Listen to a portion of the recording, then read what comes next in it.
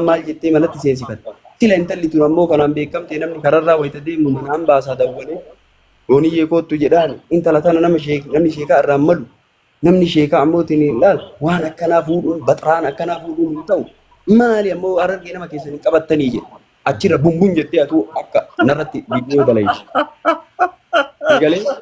sababaa ta'ee fi waa malee hin dubbadhu waa malee namarratti hin dubbadhu yeroo jalqaba lafaa ka'ee illee namatti hin dubbadhu yoo namni waan godhe gama kiyyaan nama irra dabu. Diinii keessatti abba fedhe hin dhagayu. Diinii keessatti hin boba'aa. Nin finiina.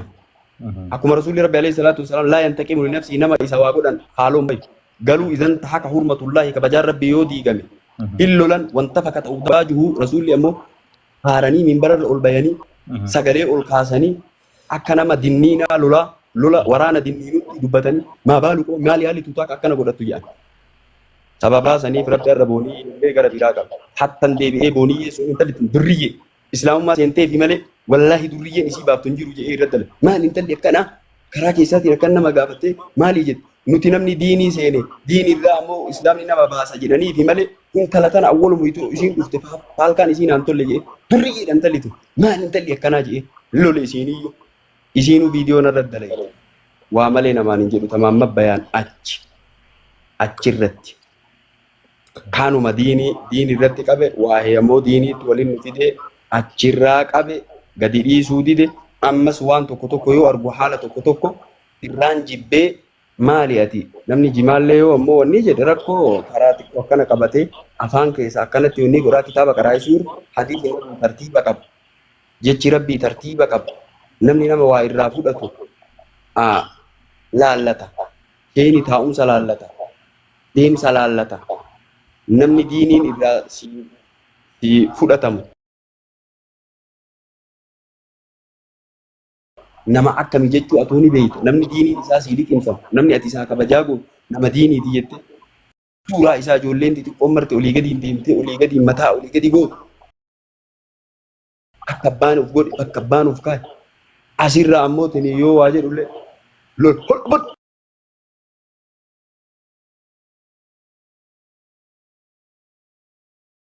asirraa afaan yaasaa wanni hin jedhin asirraa waa nama hin barsiisin kunis ammoo adaba nama sheekaatii miti musxalaa hadiisaa keessatti nama kararra waa nyaataa deemu hadiisa isaa irraan fuudhan seera warra musxalaa hadiisa nama kararra waa nyaataa deemu hadiisa isaa irraan qaraan sheeka sanirra kanaafuu akkatti teettee akkatti waa ammootiin dubbatu laalladhu jedhe lolaan maali namni adaba hin qabne jedhe kanatu waliin nu fide achumarraa narraa ammootiin hin dhaabatu deemu makiinya qaadu anaa homa lama akkaawuntii kiyyarratti akka naa galchuu takkaa yoo waan an barleesse san badiirraa na deebise anatti gongore jedhee alhamdulillah jedhee nama san sammuu isaa dhungadhu namni narraa dubbatu homa lama takka akkaawuntii kiyyarra galche osoo an hin beekin takka anatu dogongore ilma namaa ta'e dogongore namaa illee dogongore karan na deebise alhamdulillah rabbil alamin haganuma jedhee kunniin dhiisaan bira dabra nama na faarsuurra nama na qeequ jaaladhaan waa lamarraa qullaan ta'u ilma namaati hin dogongora aalimnis ni dogongora yookaan osoo an hin beekin waanaan jedhu osoo hubatiin waanaan jedhu viidiyoo cicciramtu argee waanaan jedhu namnummaan narra waraabeef narra waraabe akkaawunti irraa qaba haqiiqaa dubbiisanii nu bane takkaa yookaan anumatu yookaan mucucaatee waan san dogongora kiyya san dubbate alhamdulillah irraa deebi'a haganu kaa jara afraniitti sii deebi'a amabbaan kan Hamzaa sadeen Hamzaa Sheek Jaabir Hamzaa Ibrahim Hamzaa kan Hamzaa kaanitti si yaadee ka Sheek Jaabir yeroo hedduu ani mana isaanii seena haasawa isaa falmii ni godha namni hedduun ni dhiise Hamzaa Sheek Jaabir dhugaa dubbatuuf ulamaa'ii argeen ulamaa'is qabdi hin beeytanii ulamaa'ii jajjaba qabdi kan nuti hawwe ni dhiise karaa keessaatti namni hedduun gorseellee nama hedduu mashaayika waliin dubbadheellee anillee bara akkana goone jedhanii ani garuu maaliif istiseen badaa yoo sababaa ta'ee fi reefa firaa torba gaggara galchanii yoo waan tana naa fudhate jee hima seen osomaa namni nama adaba hin qabne nama ammoo tiniyaati kana bi'in kaa'u hin seeni uf xiqqeessuu eegaroo beenaan jedhan huma seenaa haa ta'u eeganaa namni kun hisaabaa bahee jennaan biloog gatee yoo tana biloog gatee mana isaallee hin seenu jee bilookima isa gate erga biloo kan gate booda ammoo Sheek maalii jedhee amma ofiin hin jedhu waanaan jedhe beek maali durbatti maalii tan naan jedhe Hamdaa Ibraahimis irra dhufee waa'ee viidiyoo hedduun irratti waraaba. Ana osoo takka waa'ee Hamzaa Ibraahim fa'aan dubbannee iyyuu waraaba. Hin dubbadhu iyyuu namarra waraaba. Viidiyoo amma muree kitaaba barsiisu gadhiisu hadiisa nabii sirrii qat godhee ahlu sunna wal jamaa namaa himaan. Narratti qaba namni kun jajjabni agarra. Wallaahi rabbi barakaa si haa godhu naan jedhan. Kuni ka aqliin dhufe kan baratin maal jedha? Kitaaba aqlii ofiitti oofa akkanatti miti akkana fassaramuu miti isheen roobee waan jedhu caqasnaamee jedhee akka nama narratti waa waraabu himatiisa. Hamdaa Haajiis wayitii ammaan asuulee 80 jedhe kana waa jedhu viidiyoo guyyatti gise 7 waraaba. Waa jedhu anaa jaartii maangudditti harargeetti qarqaarsa godhiif jedhee namni waasaappii wayii Ziyaad namni jedhamu wayii Ziyaad Baaleeti wayii ennu waasaappii isaa biloogatee awwala rabbiif si jaaladha jedhe tiktookii kiyanii hordofu ol seensisa hedduu na jaalata waasaappii lakkoofsa kenneefi gara Keeniyaa kana jira maanguddittii wayiitu jira sheeka isin nama qarqaarsiiftanii maanguddoo hedduu qarqaarsiiftanii rakkataa hedduu qarqaarsiiftanii waa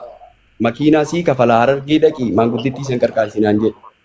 ani daataa waggaa narraa dhumate daataan qabu akkam godhannaan anas sii guutaa naan jedhe daataa waggaa meeqaa naan jennaan 6,000 jedheen amma 10,000 seene qayyee naan jedhe dhaqee teelee keessa waasaappiin sagalee kaa'eef amma jiraachishiin dubbadhu dafiitii warra teelee 6,000 guuchisiisa niin deemaa jedhee sagaleen akkay jedhe Hamzaa Haajii fuudhee maal jedhe intaloo maanguddittii ammootiin hin qarqaaruuf 6,000 naa kennitan malee jedhee waanii bar walitti fidanii jedhee haasa'e wal'iyaadu billaahi ana akkaawuntii irratti hin galuulee waytii kan wal'iyaadu billaahi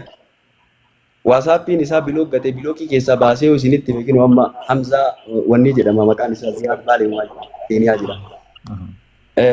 jedhe walitti qabee maraa maal jedhe jarri kun awwaalamuu qabdi afran huje murtii guutuun illee jedhetti dabale maaliif waytanu jirru waytoonni hayyoonni jiran awwaalamuu qabanii gaafa nu deemne uummanni kurruun keessaa baatu israafa ta'anii hin awwaalamanii gaafa nu jirru kabajamaa waytanuu qaban kana biyyee mootiin biyya keessa kakkaa'amanii awwaalamuu qabanii maaliif jennaan qalbii jaraatu du'e rabbi quraana keessatti kake qalbiin keessaa duutee jedhee rabbi quraana dubbata du'oodha isaan du'oodha namni ilmii rabbii irraa fagoo namni daangaa rabbii irraa fagoo du'aa jedhee rabbi waame ammallee eega rabbi du'aa jedhee waame anjiraa jedhee waamu haa awwaalamtuu biyyee keessatti haa awwaalamtu Hamzaa kaan ammoo keeppima irra kaayaayu jechuun kuni balaagaa qaba jechi kiyya balaagaa of keessaa qaba zaahiratti fidaa uffata irraa baasaa awwaalaa jechuu osoo hin ta'in tiktookii isaallee bilooggataa awwaalamtee hin jirtu jara tana rabbitu awwaale rabbi dubbate daangaa rabbii dabarsite quraana rabbii inkaarti hadiisa nabii inkaarti aqliidhaan deemti aqliin basarti maarree ummanni kun du'oo qalbii jaame du'oodha waytanu jiran ammootiin nullee murtii itti baafne kiinoo du'oodha awwaalaa ajin awwaalaa jechuun ammoo biyya akkanumatti irratti jirama kan awwaalaa ta'u ta'in awwaalaa jechuun bilookii magataa isaaniiyyuu rabbi quraana keessa du'oo jedhee awwaalamte awwaalaa akka waan hin jirreetti laalaa jedheen bakka qalbiitu ammoo awwaalame akkas jechuun haadaa huwa ammallee irra deebi'ee awwaalamte jarri rabbi jara haadha qabu jedhi malee atummaanuu jedhe rabbi jara haadha qabu malee du'oo namni quraana rabbii aqliitiin fassare hadiisa nabii aqliitiin fassare